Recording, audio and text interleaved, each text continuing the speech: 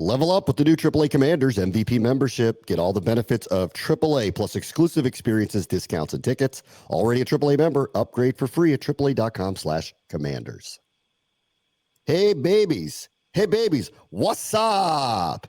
I'm home, everybody. What's up? What a travel day yesterday, Callow. Holy, that took forever getting back here. That was crazy. Would you have delays? You wasn't smooth, or it just took a No, while? we had the flight from Madrid to Charlotte was about 8.5 hours. And then we were in the Charlotte airport for almost 4, waiting for our connection to get back to DC. So that was something else.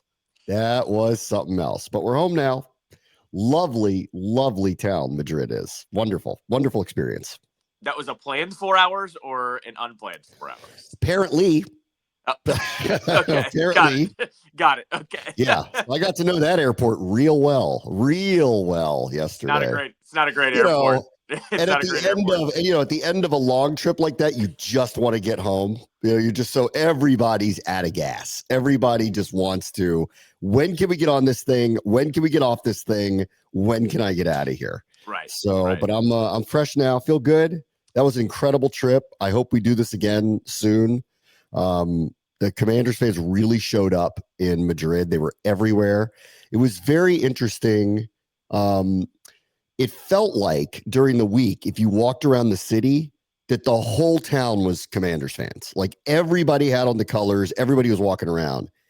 And those Miami fans were like in disguise because they showed up on Sunday and were there kind of in way more numbers than I thought they were going to be, because they just don't apparently walk around wearing the colors.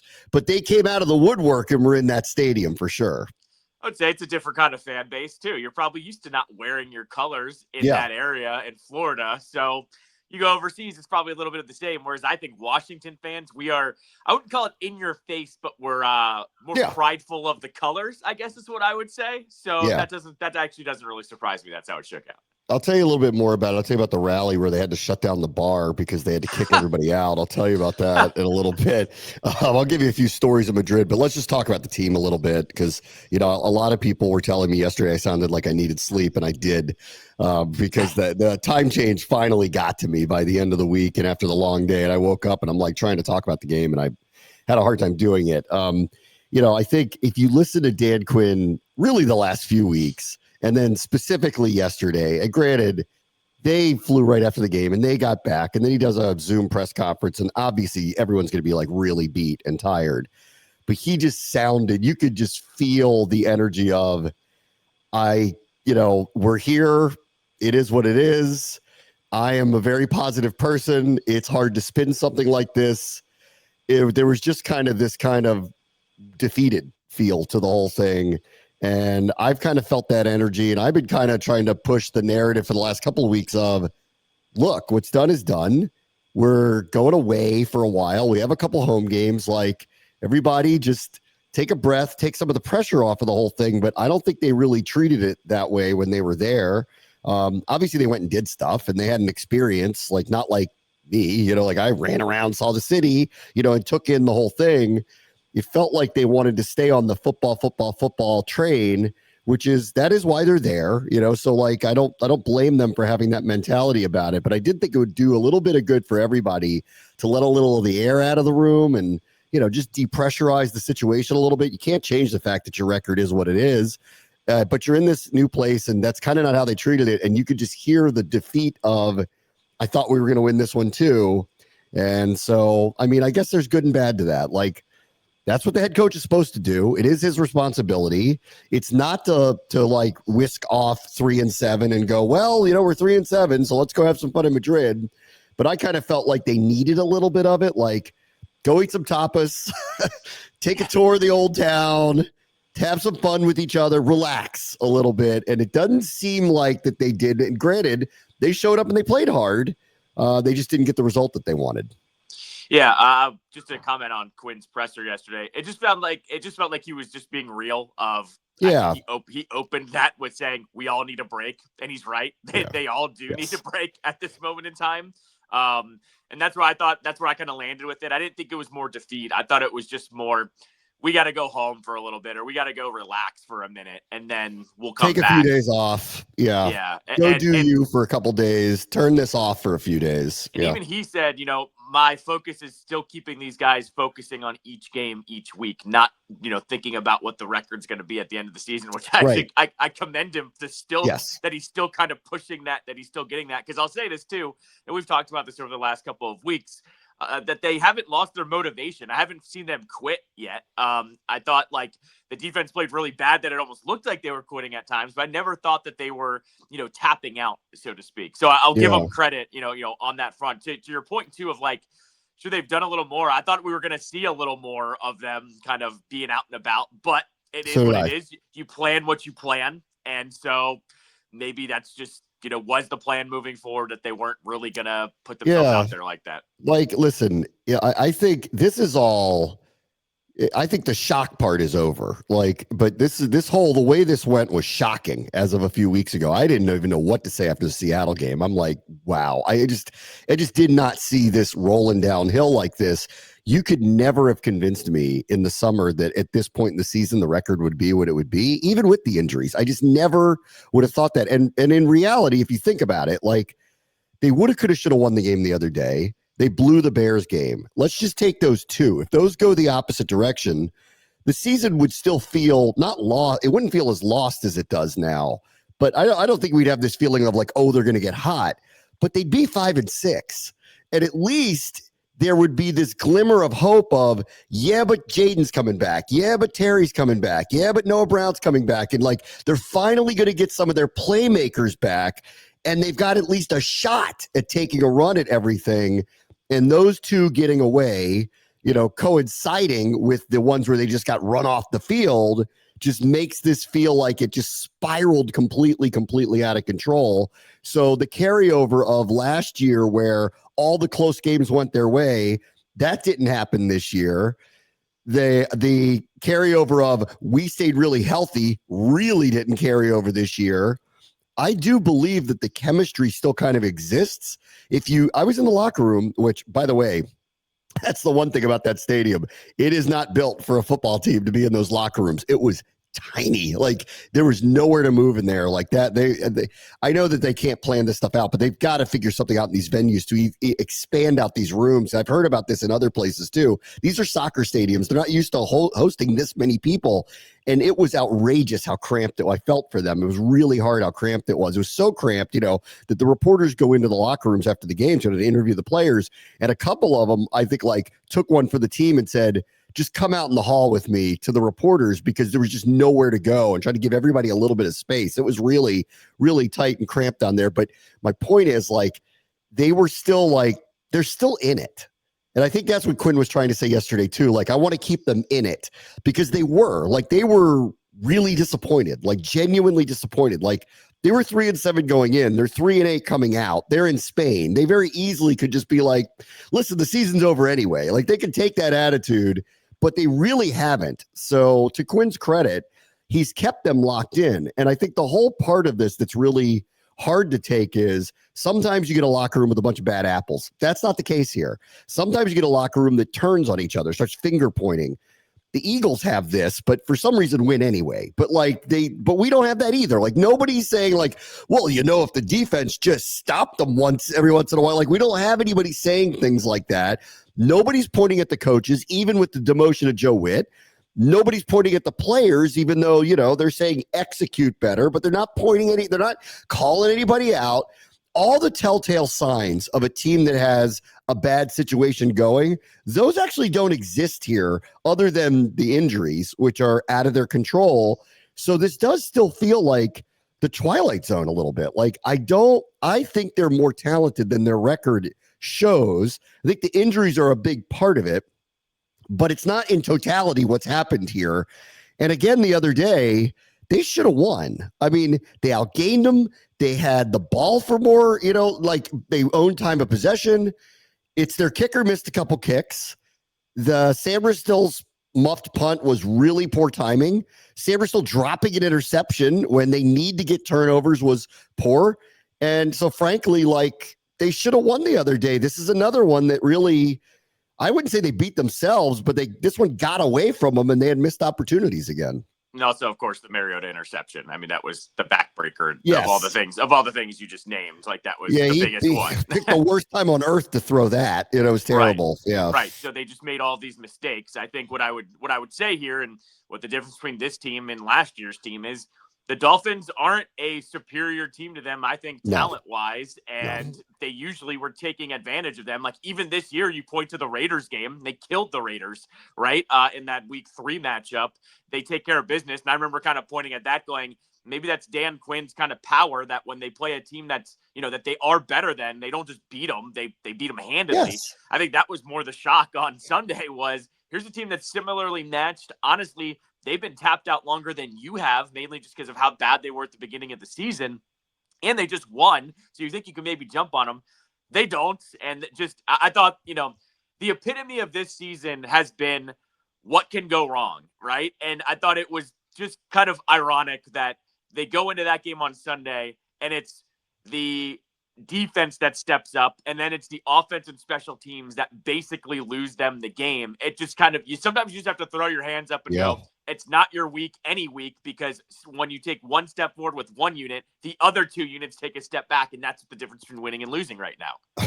Zach Ertz after the game was like, the route I ran that I slipped on, I've run 1,000 times and never slipped like that on it. Like, it's just everything that can go wrong does. That's a touchdown. Like, 10 out of 10. That's a touchdown, but he slipped. He slipped. Sanders, when Tua threw that pass into double coverage, and I saw it was Sanders still tracking it, I'm like, that's the one guy who always catches the ball. I was waiting for an interception. I couldn't believe he dropped it. Like, I couldn't believe he dropped that.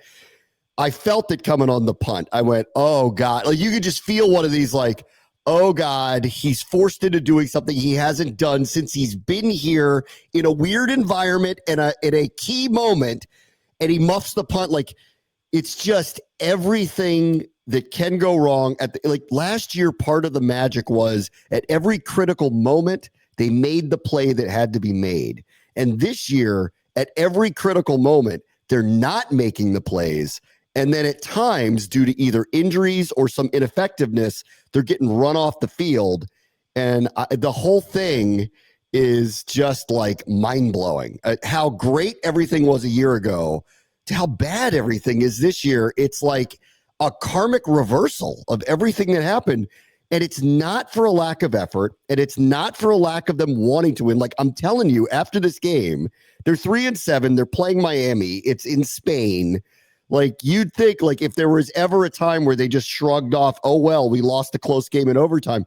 It's not what their attitude was. So they're as, like, I think, and maybe that's why Quinn is like, I'm just going to have to keep them locked in here, because they've played hard for him. It's just been an array of things that have just happened week by week by week that just takes them out of this thing. And we're in the upside down. I've never been part of something like this, where anything and everything that could kind of go wrong at the most critical juncture goes wrong for them. It's really, I wanted them to win because I just think they needed some relief, not because they were going to save the season or make the playoffs or anything like that. But I just felt like they were owed just a nice plane ride home, a couple of weeks of going, okay, we won. And they don't even get that. And they're playing hard. It isn't anything about that. And that's the part I think that's really frustrating about the whole thing. Well, yeah, I mean, that's what I think, to go like microcosm of that. It's that the defense actually held up their end of the bargain for a game and looked good and dialed up a blitz. That slot corner blitz was great. That was what we've been begging, this defense to do, is to dial up some pressure. They do that. They come up clutch in the red zone too a couple of times with some really big plays. That's where it was frustrating on Sunday, where the thing that we have been bitching and complaining about, rightfully so, by the way, about the defense is just about everything. And they stepped up with a depleted roster on the defense and did that, held an opponent to 13 points before overtime. And you're just thinking to yourself, of course, everything else is falling apart, because when the defense gets things fixed, everyone else kind of, falters a little bit. That's what sucked about it too. It was the one time the defense defense was able to kind of get their you-know-what together, and they still lost. So I talked to Dan Quinn over the weekend, getting ready for the game, to get ready for the broadcast. And I did ask him, I said to him, I'm like, I know you've been asked a million times about the play calling stuff, but what can you share about what the week has been like in kind of taking that back over?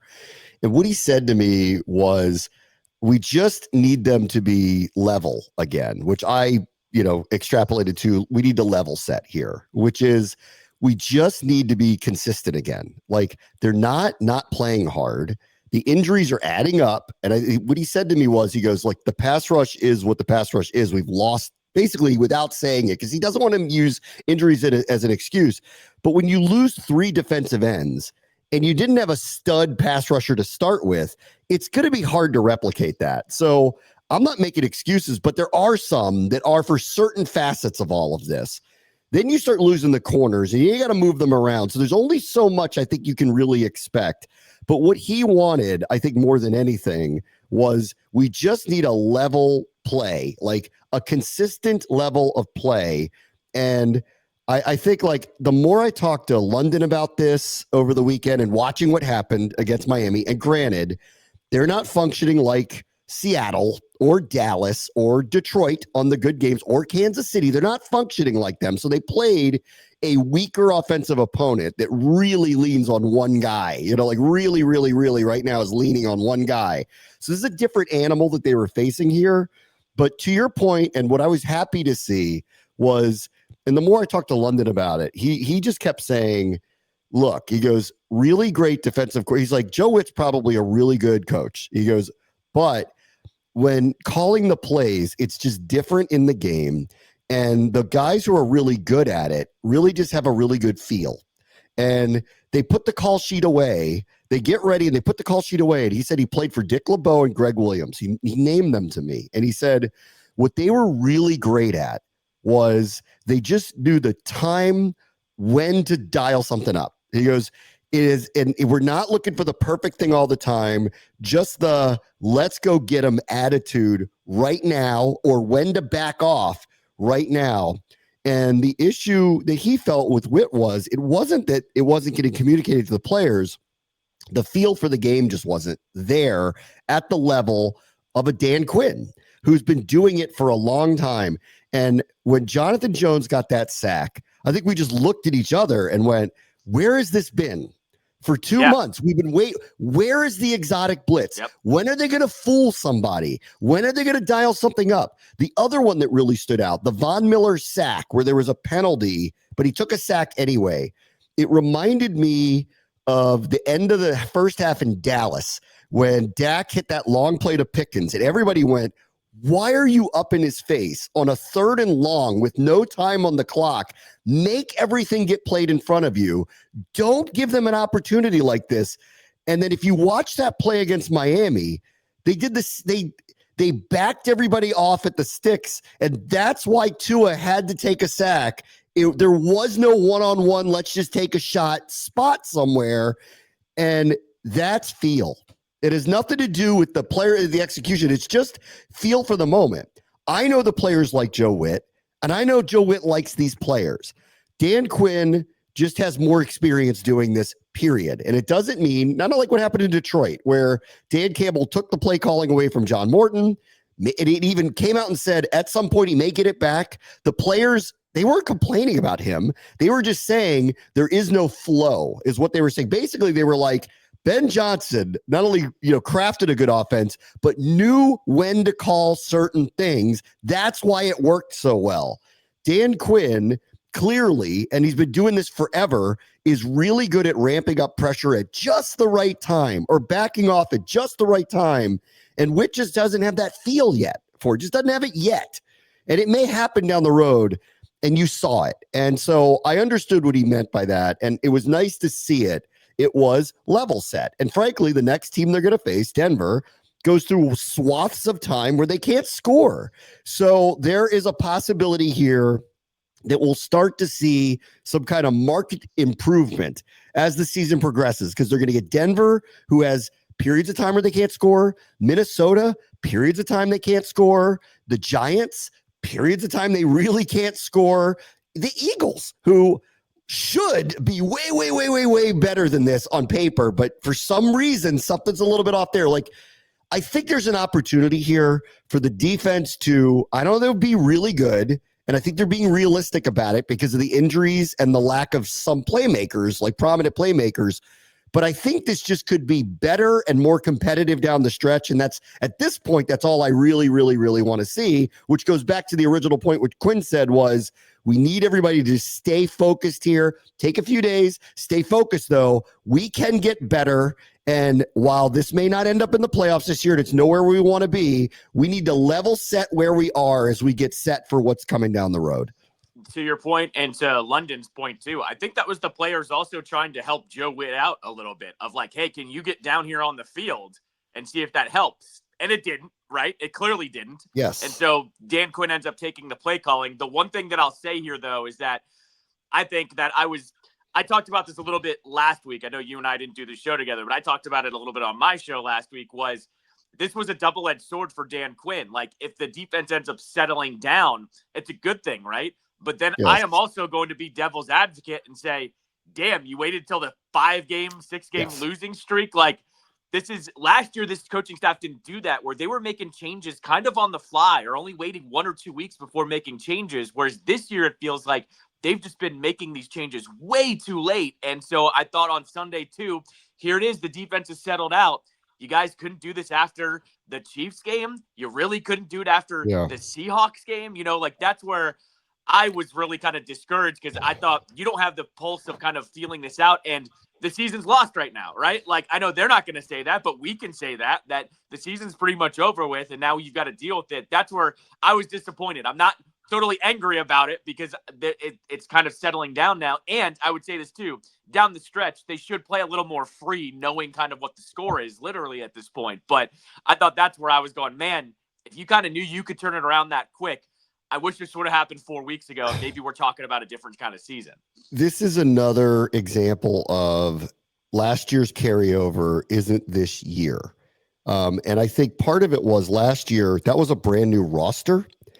And so I think there was a brand new group, and I think there was some freedom for the staff to go, all right, that's not working. Just change it real fast. There's no equity with any of the players. It's just there's no equity. It's let's seat of our pants. Let's figure stuff out as we go here. And because of the season they had, there might have been a touch of a level of too much trust in what was going on. Now, the injuries kind of hurt them in a way that I think limited them in certain ways. But I agree, it was never always about just the injuries. The injuries probably stunted them from having the season they wanted to have. However, that doesn't cover up the play. It doesn't cover up the execution. And they'll tell you that too, that they don't want to hear that as an excuse. If you're playing, we want you to execute a certain way. And on defense, that was not happening.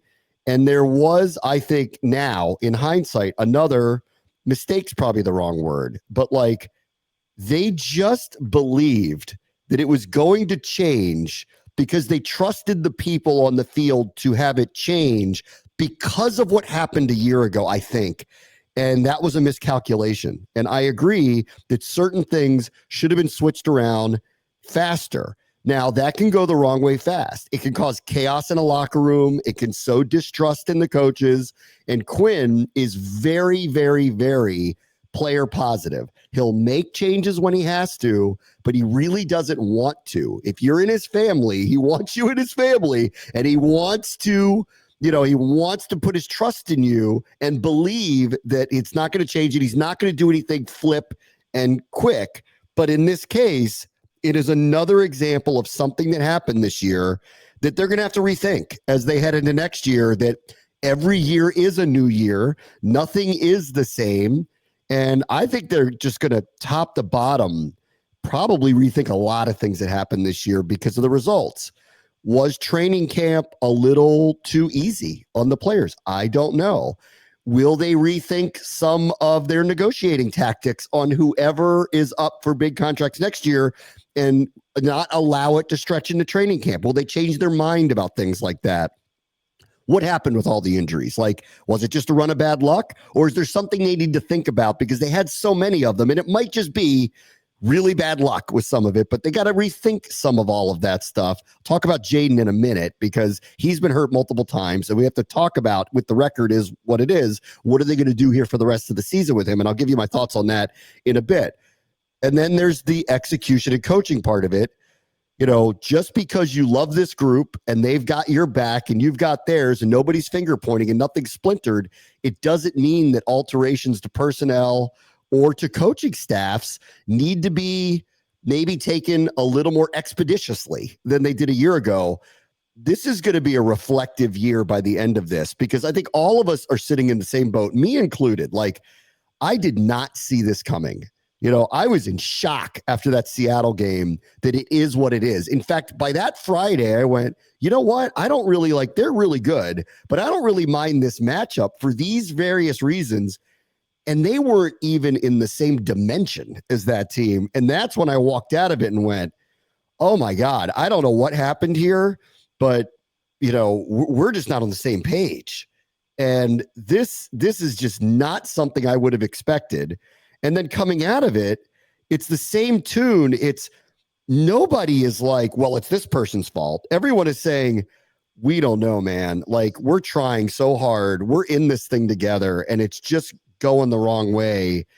And, you know, unfortunately, you know, they had a very winnable game, you know, the other day, and it just by their own fault, really. And blame the kicker if you want, or blame the drop punt, or blame the Sabres, you know, like, but and blame the Mariota interception. There's a lot of reasons why they lost. The kicker's a killer, but like it was once again, here's one where they played really competitively with half their roster and it just didn't go their way again.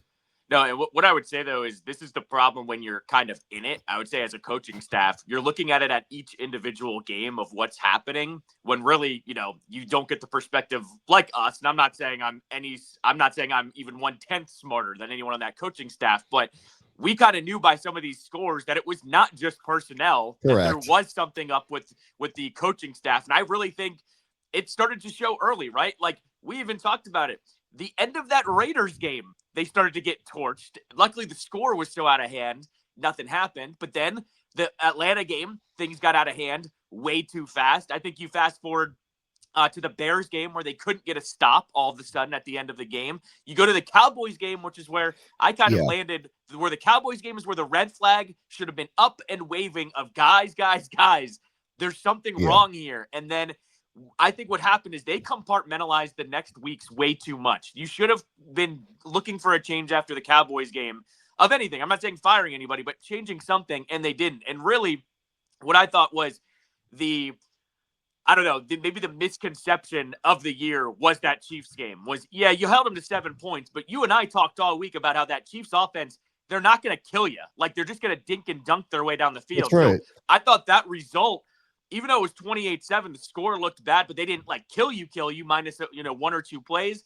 I thought that almost like skewed how maybe the coaching staff looked at this. And that's where I think that's where this really a change didn't happen, because they didn't get killed that game for some reason. There were a lot of mirages this year. The one drive in the summer against Cincinnati, because they scored so fast and everybody went, see, the offense is fine. Even though the whole summer it was like, no, it's not. Like, it's not. Like, they're injured. It's not looking good in practice. And they broke a couple of big runs and everyone went, see, they're fine. And I remember sitting there going, that's reassuring, but I really need to see a lot more to feel good about this. Yes. And then, the defense, as there was a mirage, that Kansas City one was a mirage. Like, they played, this is the emblematic of it. They played really, really hard. They consistently play really, really hard. But the results aren't there. They're fooling no one. They're taking nothing away. The Atlanta game was the one for me that really I went, uh-oh. Like, that team just got beat 30-0. Go look at their record right now. Like, that team got beat 30-0. We took nothing away from them. Zero.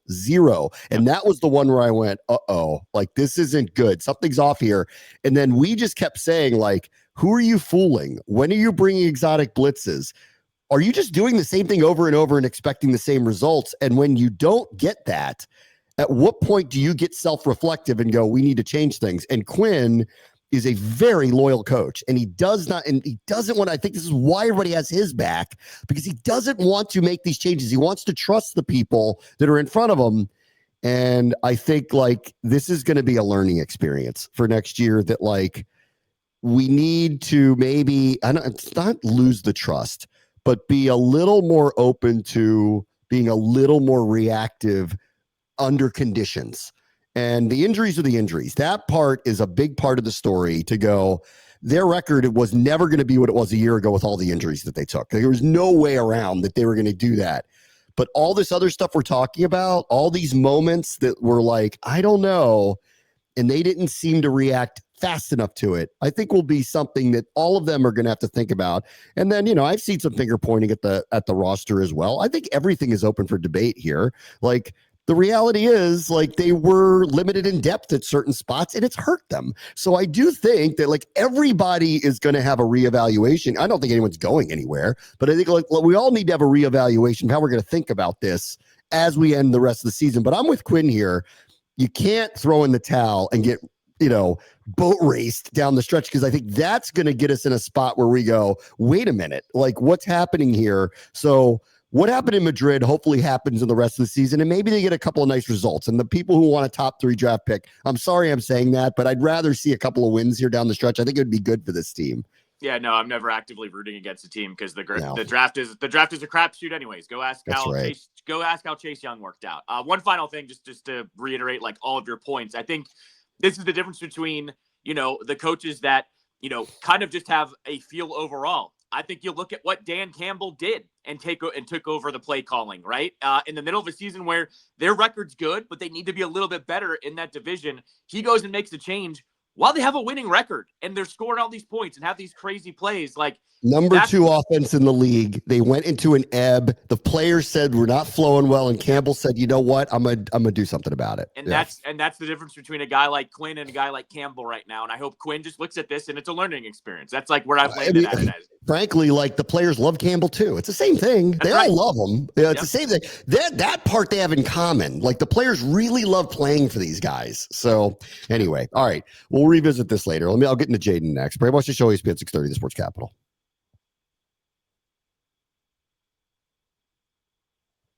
Commanders fans, this is for you. Level up with the new AAA Commanders MVP membership. Get all the benefits of AAA, like 24/7 roadside assistance, plus 15% off Commanders gear at the online pro shop, chances to win game tickets, access to exclusive MVP events, and unforgettable experiences.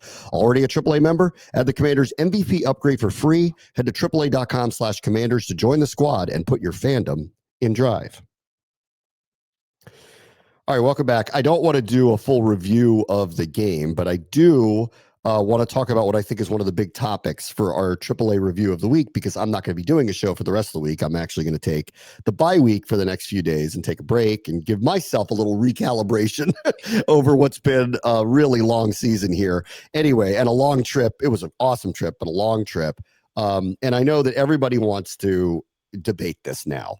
Should Jayden Daniels come back at 3-8 if he's healthy enough to do so? And I think that's the underlined part of the whole thing.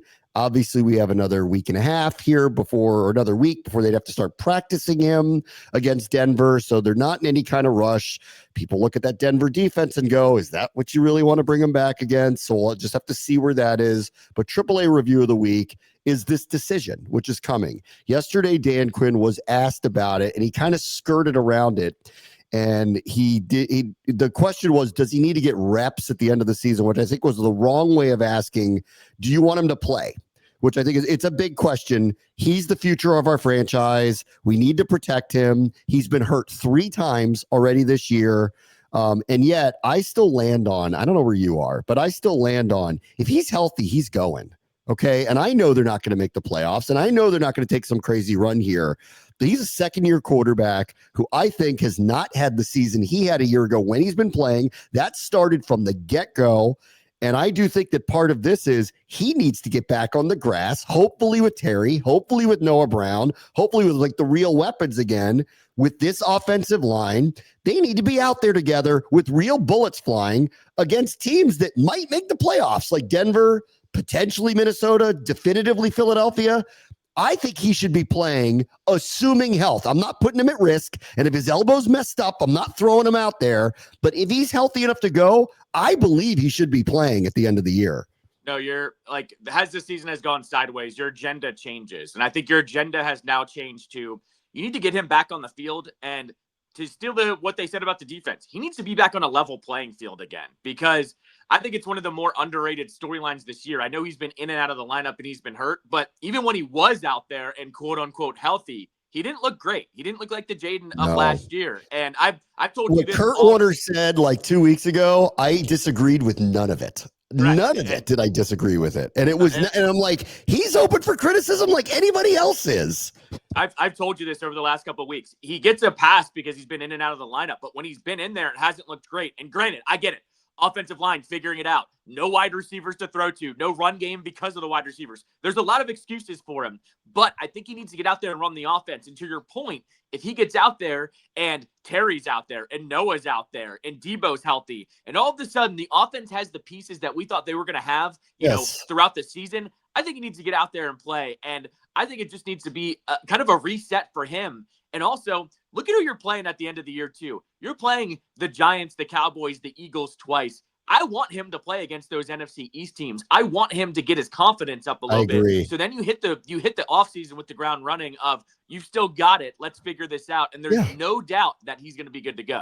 Listen, there's going to be a lot of reflection over a lot of things that happened over the last 8-9 months since they played in the NFC Championship game. You know, what I do know is, and I know everyone's looking at everything, I like where their offensive line is going. I know what he is. I think he could be better than what he was. And hopefully, you know, we're going to get to see that if he does play here. Obviously, they need some help finding a little bit more in the playmaking ability on that side of the ball, assuming Terry is healthy going into next year. They do need a number 2 for him. Like, they might need another running back to go with Bill and maybe Chris Rodriguez, who was very good, by the way, the other day. He's running really hard. And defensively, this was good to see the level set happen. We all knew going in they needed more playmakers on that side of the ball. The one, I think like maybe silver lining of all of this is they are going to get a high draft pick, and that may mean that they land a stud defensive player, which I could not advocate more already now that that's the direction they're going to have to go. Get the best pass rusher on the edge, or if there's a Jalen Carter, like take that person, like if you're going to have a top 6, top 7, top 8 pick, and quarterbacks go really high and you're going to get some ridiculous stud defensive linemen, we need that very, very, very badly. And that might be the one little silver lining here. But I think he should play. And I don't even think it's an argument unless, if his elbow is still extremely swollen, I don't want him to get hurt again. And I don't want him marginalized. But if he's good to go, let's go. And I know what the record is, but let's go. And I just think it's the right thing to do here. One other quick note on them. Matt Gay was released. Jake Moody was signed. Jake Moody was formerly a high draft pick of the Niners. Everyone's going to see clips of Debo punching him in the face when he missed field goals when they were in San Francisco together. This is another one of those, like, hopefully Jake Moody will, he's got the leg, he's got the distance. He was not like Matt Gay. He was just inaccurate from distance. They're taking a shot on a very high draft pick with a really good leg, and let's just see what happens. And they've had a run of bad luck with the kickers, but this had to be done. I mean, like, the reality is, I know that was a long kick, but I'm sorry, you got to make it. Unless there's a problem with the snap, you got to make it because we need you to. And he didn't. And he's been missing all year. So sorry, not sorry. It was time to make a change. Yeah, it's kind of like I just said, Jayden has these excuses for injuries, whatever, and everything that's been going on. Matt Gay's kind of flown under the radar because he's the last of their problems. Like, he's like the 10th on the list of what's gone wrong this year. Except when you actually do miss the 2 kicks that cost you a game, it's time. It's time for you to be cut. He is cut. I even heard Dan Quinn say, like, he was a good teammate the whole time. But you got to make a change here. It's more funny that Moody seems to have the same problems that he does. But this is kickers. Like, sometimes it just sticks. Sometimes you get a guy and he's comfortable with you and he gets better. I think it's the funniest stat of this staff. This is the 9th kicker that they've had since they've gotten here, which is just mind-blowing how bad it's been at that position. So hopefully this works out, but this is just another thing you add to the list of probably what they have to do on the offseason. I didn't leave myself a lot of time, but I do just want to bring up, because I'm not going to talk about it again, because by the time we do a show again, it'll be next week, and you're not going to hear about Spain. But Madrid was incredible. Really, what a wonderful city. It's got a mix of old and new. It has like all the history of like, we went by the Royal Palace to all of the history of, all the different, eras in Spanish history. And then you walk into an area and it's extremely upscale, cosmopolitan, very clean, very safe, very Europe. Like everybody, doesn't matter what night of the week it is. It's like no one's home. Everybody's out walking around in the streets. It really was amazing. Food was incredible. It was a beautiful, beautiful place to be. Perfect venue. We unfortunately didn't have the best weather. It like rained a lot while we were there, but it was really, really incredible. And is this one of those places they should go back to? Yeah, it is one of those places they should go back to. The stadium was cool. You feel like the sporting history there when you walk in. I'm telling you, man, when the president of Real Madrid came out on the field, you would have thought that was the president of the country. The way people went crazy for him. Like, we don't do that for Gary Bettman. Like, that's like, we don't do that for Jerry Jones, for that matter. No, it's not like that. This guy might as well have been royalty, the way people were throwing roses at him the second he walked out on the field. And it was really just, I got a million stories that I basically can't tell because we had a great trip, and Madrid was perfection. So the NFL, I would assume, not unlike London, Brazil, I'm sure Dublin will be this way, Berlin, Germany. I think they'll be going back to Spain a lot. It was really, for a first go, it was really incredible. No, everything looked over there. The pomp and circumstance looked really fantastic. I thought the vibes were good. As you said, too, I saw a lot of Washington fans over there, some that I knew personally that Tons. still made that trip and made it a long trip. And look, I think that's the other thing the NFL is probably going to figure out here, too, of, yeah, we can put the Jags over there 2 or 3 times a year, but like, hey, if we do get, a team like the Commanders with that type of loyalty, think of how much money it's going to bring in with people traveling to these games. I think it's just another layer that got kind of added with this game as well. I was part of a team show at an Irish bar that wasn't far from the stadium on Friday. 2,000 people showed up to it. Okay. And they were lined up. Okay. And they like had to, it was one of those like 1 in, 1 out situation because it was so packed. And then at 4:00 when the event ended, like it's siesta time, they decided they had to close the bar, but nobody wanted to leave. And in America, you're like, close it. Like, name a day you're going to make this kind of money. They're like, nope. And they called the cops to get everybody out of the bar so then they could reopen it at a later time. It was like, we were like, you're kicking out 2,000 people? What are you all nuts? Like, you don't like making money? You're like, what's, you don't want our money? What are you, crazy? Hey, look, another country doesn't rely on everything. Yeah. Capitalism, I'm actually all right with that. Look at that. Yeah, they're protecting their peace there a little bit. They really showed up. I met all these people from around the world. Like there were people from Israel, Scotland, the UK, Germany, Switzerland that came up to me and were like, we're huge fans. This is our first NFL game because we could do it regionally. It was pretty awesome. Did you have anybody that knew your voice like that? Yeah. Oh, yeah. No. They all knew who I was. Okay. Yeah, they all knew who I was. They all came out. They all want to take pictures. I love the accents too. They're like, yeah, it's a Bram. You take picture. I was like, yes. Yes. Bram Cam's international. Full Bram Cam. Yeah. Full Bram Cam. All right. Let me take a quick break. Bram wants to show ESPN 630 Sports Capital. Commanders fans, this is for you. Level up with the new AAA Commanders MVP membership. Get all the benefits of AAA like 24/7 roadside assistance plus 15% off Commanders gear at the online pro shop. Chances to win game tickets, access to exclusive MVP events, and unforgettable experiences. Already a AAA member? Add the Commanders MVP upgrade free. Head to AAA.com/Commanders to join the squad and put your fandom in drive. All right, a couple quick stories as we go. How about Virginia Tech getting James Franklin to take the position? So the salary must be pretty nice. The promise of resources must be, I don't know. I mean, I don't know what they're promising him, but he's going to be sought after. This is a really good job for him. The one thing I would say about this is, and I'm not sure this is the worst thing, but can't get into his thinking, but like, is he going to take another Big Ten job immediately? Probably not. Is he going to take an SEC job? That's dangerous. Like, did Florida want him or something like that? Would it be dangerous? This is a really good landing spot for him. He obviously knows what he's doing. The landscape in that conference is far different than those other two conferences.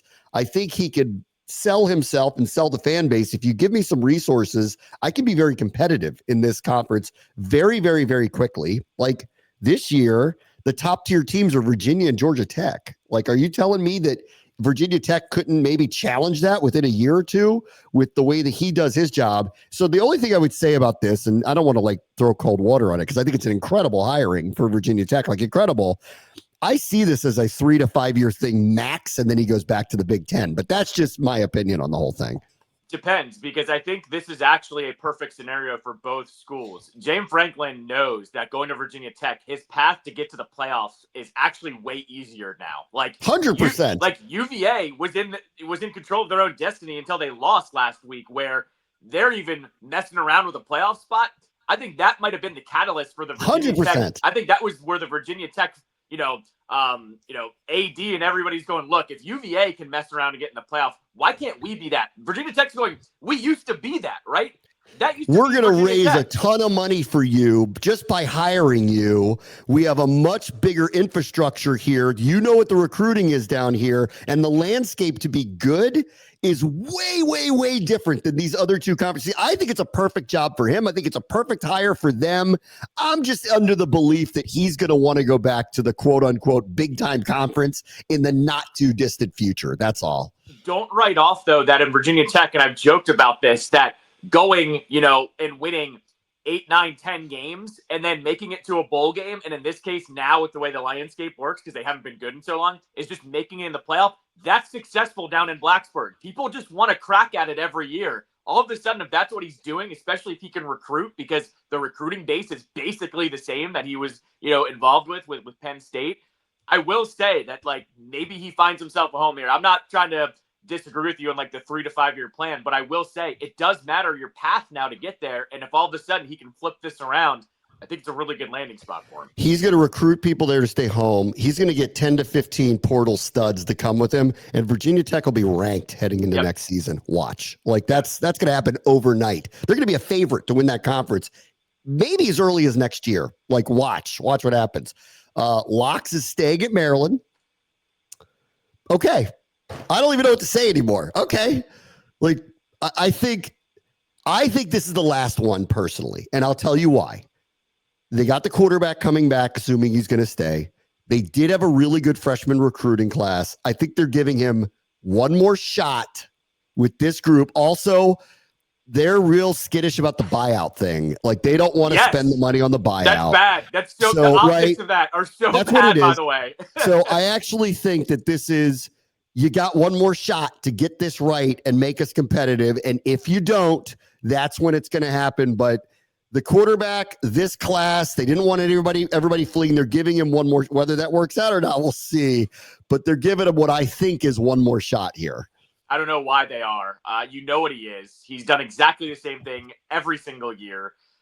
I just could, like, what I love about Maryland is when people disagree behind the scenes, it takes zero time at all for it to get leaked. And when it came out that they just didn't want to pay his salary or his buyout, I went, oh, that's the optics of that are terrible. Like, you're in college football and you're saying you don't want to spend money to change the coach. People do that on a dime all over the place. I agree. Bad optics there. And, Locks is dead man walking as far as I'm concerned. They've got to make a change over there. It's the record in the Big Ten, especially with teams not named Rutgers, is so ridiculous. And then you look at what we just talked about, James Franklin going to Virginia Tech, like that could flip the whole program back on a dime after they're on their third head coach or fourth head coach since Beamer left. Like, I just can't believe that they came out and that they're keeping them around.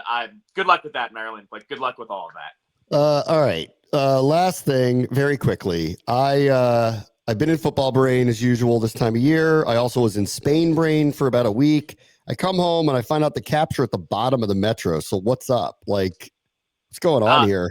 You remember I was waving the flag beginning in the season, throwing the red flag up of I don't like a lot of what's going on here. They got a really good win last night against the Kings. Kings are the best team in the Pacific. So the Kings were also finishing up a 5-game road trip. They had gone 4-0 already into that 5th game. So there's a little bit of gamesmanship there, but here's the thing. Their power play is terrible. Their PK is terrible. Their 5-on-5 scoring starting to dry up. All 3 of those things mixed in puts you at the bottom of the metro here. I'm not here to pull the plug on the season, but if they had lost last night, we're asking some big questions. What I'll say is this. They literally do not have 2 days off until the first week of December. They're every other day or back-to-backs here on out for about 3 more weeks. What I'll say on this one is last night was a good start. Let's see if they can keep it going. But right now, this roster, it's not scoring. Protas isn't scoring. McMichael's not scoring. McMichael looks good last night back on the wing. They need to kind of figure out how to get some scoring going. And one of those guys, too, is Ovechkin. He's starting to heat up at least. So I'll say there's some hope here, but I really don't like the makeup of the special teams and the way the 5-on-5 scoring has dried up. All right, everybody. Let's catch up on Monday. I'm going to take a little bye-week breather. I'm going to do the Dan Quinn thing. We all just need to take a little bit of a break here. I'm going to take one as well. It's that time of year. Everybody have a great rest of the week. I'll talk to you on Monday. Brad Watch the Show, ESPN 630, The Sports Capital.